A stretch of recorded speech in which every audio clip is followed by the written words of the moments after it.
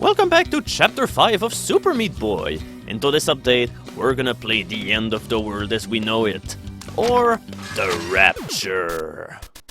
In the year 20XX, an evil supervillain by the name of Dr. Fetus created 0 robot masters because he doesn't need any of them, and unfortunately, only this brave hero can save the day.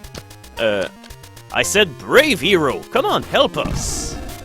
Alright, things will get better.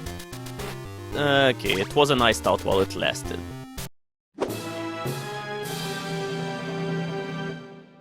So yeah, this little insignificant blob onto the screen is a map of things to come. It's you against the collapse of society and everything that you used to believe in.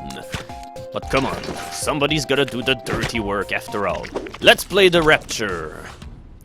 So, the Rapture is the final full world of the game, as in, this is the final world that will have 20 levels, a boss, warp zones, unlockable characters and everything. And well, this one is gonna be a doozy. I mean, even the basic looking obstacle courses will look a whole lot more nastier. I mean, just look at the narrow jumps that you have to make here. And now, make way for the main gimmick of the Rapture, gravity wells. These obstacles usually have a pretty bad rap. A lot of people don't like the gravity wells, and truth be told, they're basically fans for asshole because, well, they push you away from them, but instead of pushing you into only one direction, they can push you in every possible angle out there. Therefore, you must watch your jumps really carefully around them because you'll be expected to pull off really crazy stunts around them and, or hey, you can be so scared of them that you'll simply plummet down a pit instead of facing the challenge. Come on, you know that you want to end things here right away. Oh nice, I've managed to get a bandage early. Ah, come on, I thought that the bandage was supposed to prevent this problem. Why do things have to be so complicated? So yeah, while the first part of the level is pretty easy because yeah, you need to simply watch out for your jumps so that you don't get sent right away here, but you have no choice to pause here a little bit because it's really hard to do this final stretch with the gravity wells that are pushing you upwards without stopping at all. I mean, this is probably one of the things which make it so that gravity wells are not liked by a whole lot of people because, well, you are sent into all sorts of crazy directions with fans as well, then the conveyor belts into previous worlds of the game, but obstacles revolving around these obstacles were usually pretty simple, but here, right at the beginning, you'll see that there's a whole lot harder stuff to pull off. A whole lot more finesse is required. But hey, just in case that you were pissed off by the introduction of gravity wells, Rapture also had a pretty cool gimmick, which is switches. Basically they're the same thing as keys, only though that, well, after some time they will revert back to the closed state. So now you may end up having two-way races. First, you have to race around so that you don't get cut off by the disappearing blocks, but you also need to get to the place where you have to be before the blocks fade in again. I gotta say that this is a pretty interesting twist to the key mechanic into this game. But these obstacles also run the risk of being slightly unfunny because, well, if you're too slow and the gate closes in your face, then you have to backtrack all the way to the button, which is kinda annoying, but usually it won't happen.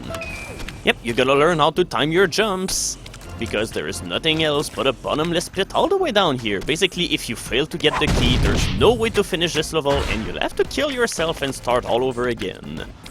So yeah, just imagine how dickish the dark world will be. Oh, lag attack! Either stuff like that will completely happen out of the blue, but it can also happen at times whenever you're starting a level. Oh no, I've been defeated once again by lag, if only because, well, here's another reason why I don't like moving platforms, because whenever the game will be skipping like that, well, guess what? You'll simply clip through the platform and you'll suddenly die. This kind of issue really is the thing that'll make you wish that you're simply playing on the Xbox 360, because, oh my god, yeah, this is the worst way to die onto this level, by the way. And I really don't like playing this level, if only because it's so silent, because when you're walking onto moving platforms, the game doesn't do any kind of noise, so basically, you're simply having a huge stretch of silence, which is only punctured by the dramatic music which is playing right now. But yeah, going back to what I wanted to say about the Xbox 360, well, basically, there are no glitches of to this ilk, no frame skipping, and all of this kind of stuff that makes you look silly.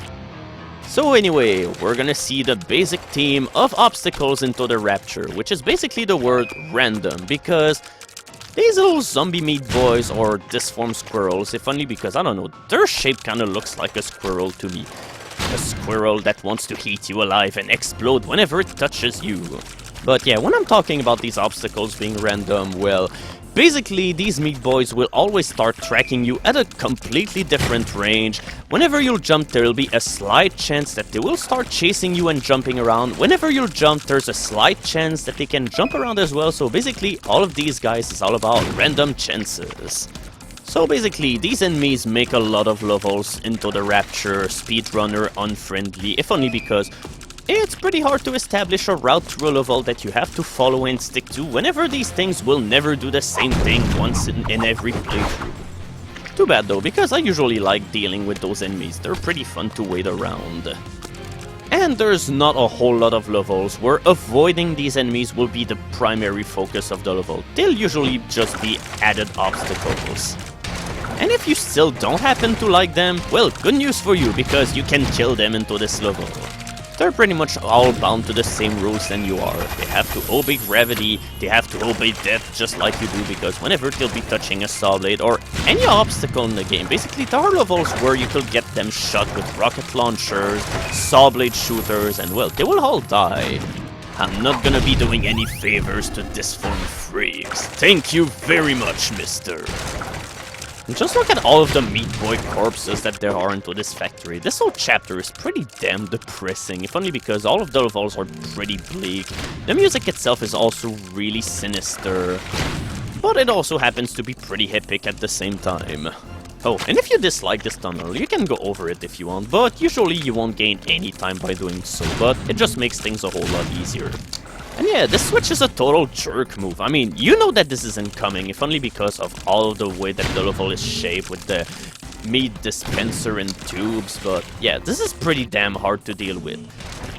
And you barely have enough time to make it there. Usually, you pretty much have to hit this switch twice if you want to make it there in time. Basically, you hit it once in order to unleash the meats, then whenever you'll be at a more suitable position to avoid them, then you finally make your rush to the exit.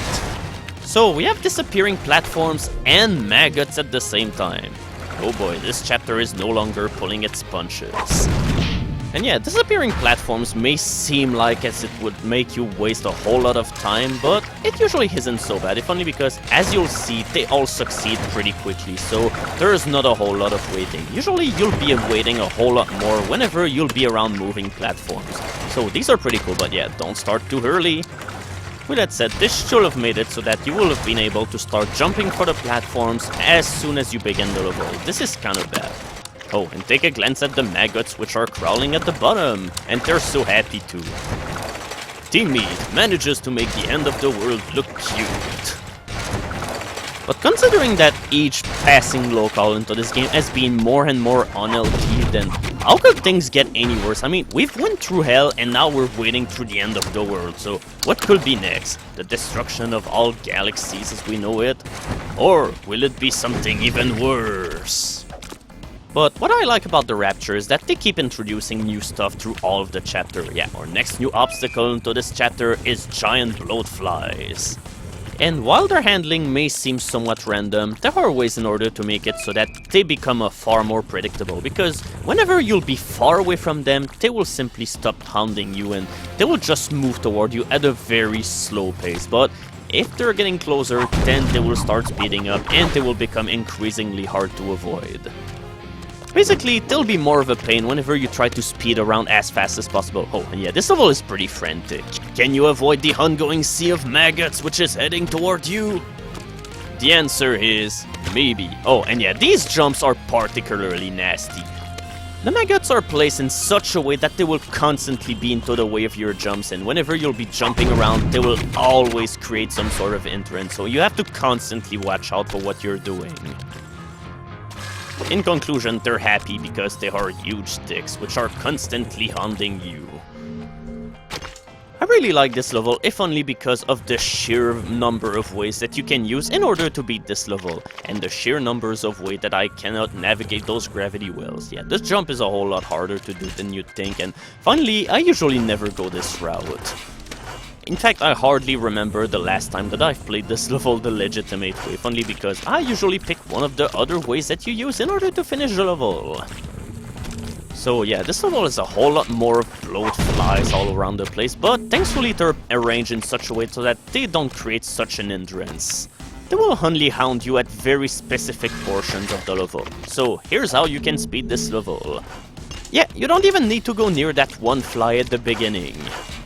I'm honestly not sure if this shortcut is intentional, because you can do this as well into the Dark World version of this level. And it's obviously about 10 times harder. And here comes the "I'm in a hurry" kind of method. Yeah, that took so fast that we're gonna have to watch it in slow motion. How long did it took? Yeah, only a second and a half. So, we only have 4 more levels to go? Well, no matter, we can still add more obstacles to the game. Yeah, we have rotating 4-way gun turrets, and the return of rocket launchers, and destructible blocks which can only be blown up by rockets, and homing saw blade shooters. Yeah, this level goes out with a bang as far as introducing new things.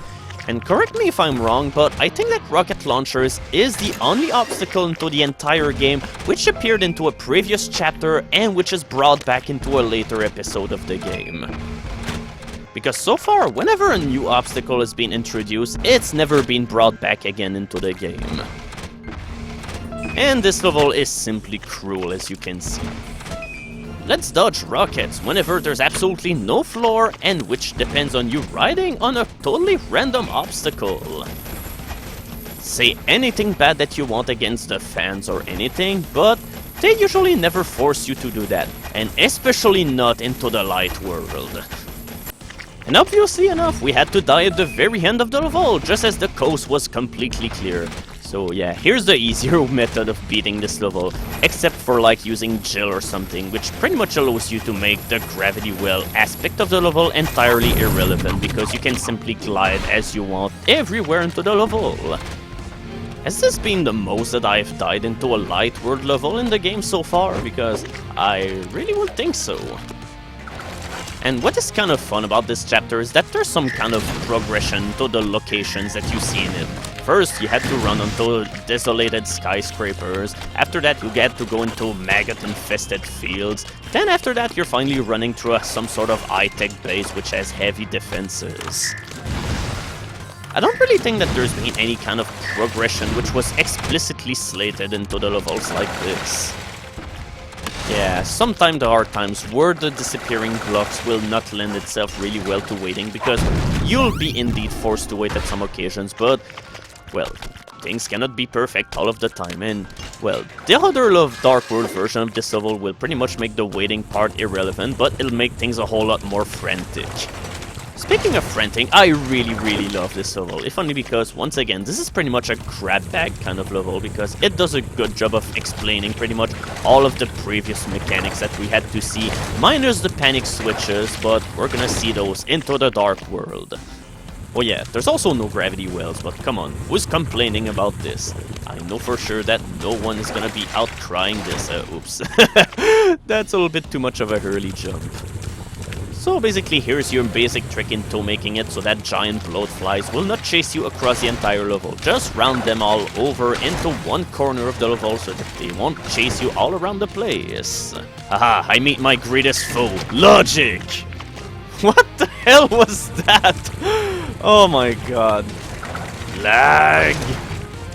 I know that you want to make yourself interesting, but this is not the proper time to do so. But hey, at least it allowed me to make the going all the way back here a whole lot more interesting because of the bloat fly. And yeah, don't get stuck underneath the bridge, even though this bandage may seem tempting. But it's gonna require you far more than bandages to help you whenever those zombies will be done with you. So, we have vanquished the end of the world. What's next? Why, the boss fight, of course.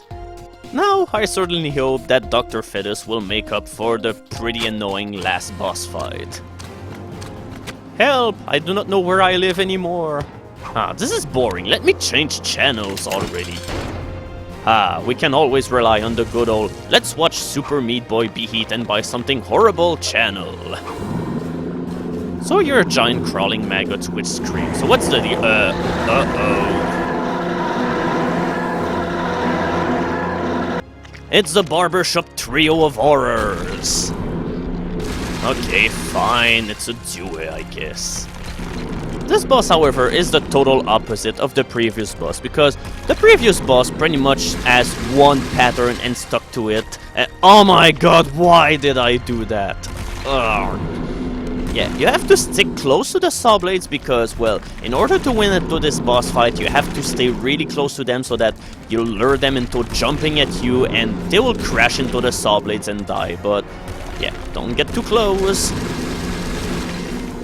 But yeah, I really like this boss fight, mainly underground, that it really resembles a fight, which is something that the game really didn't do a whole lot as far as bosses went. You either had to do a race against bosses, you either had to watch somebody kill himself by doing absolutely nothing, and well, we finally have something which involves Meat Boy fighting. Also, it took me forever to find out that those white things were supposed to be propelling maggots. And yeah, that's the other attack that they can do, but whenever they're sliding on the ground like that, they cannot kill themselves on the saw blade. And there are other times where there will simply be, "Ugh, where is Meat Boy?" Yeah, he's into this saw blade. Mission accomplished. For some reason, my throat hurt after all of this screaming. So, say hello to the next world into the game. This little piece of land which is hovering into the sky. And which will magically enlarge itself by about 100 times its usual size. Chapter complete! I have to say that the cutscene for the end of the Rapture is pretty disappointing, if only because they really didn't do anything as crazy as in the previous two worlds. But how the hell will you top the entire world exploding? But yeah, there's another way that you can use in order to win the boss fight against the Larrys. Yeah, you go past the saw blades here, they're basically defenseless and they will simply kill themselves really happily. So that's it for the Light World Rapture, and yeah, the end of the world will get even worse. Stay tuned as radioactive emanations will make the sky change colors 20 times and add a whole lot more nasty obstacles into Dark World Rapture.